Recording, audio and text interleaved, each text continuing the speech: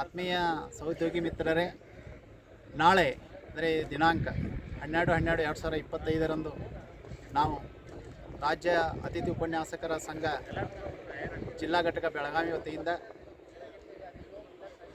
ನಾನ್ UGC ಮತ್ತು UGC ಉಪನ್ಯಾಸಕರ ಸೇವಾ ಭದ್ರತೆ ನೀಡಬೇಕು ಅನ್ನುವಂಥ ಬೃಹತ್ ಹೋರಾಟವನ್ನು ಕರೆ ಕೊಟ್ಟಿದ್ದು ನಮಗೆಲ್ಲ ಅಂತ ತಿಳಿದ ವಿಷಯ.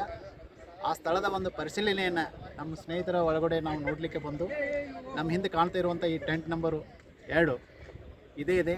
ಕಳೆದ 2021ರಲ್ಲಿ ಒಮ್ಮೆ ನಾವು ಅಶ್ವಥ್ ನಾರಾಯಣ್ ಸರ್ ಇದ್ದಾಗ ಮಾಡಿದಂಥ ಟೆಂಟ್ ಇದೇ ಪ್ಲೇಸ್ಗೆ ದಯಮಾಡಿ ನಾವು ಬರಬೇಕು.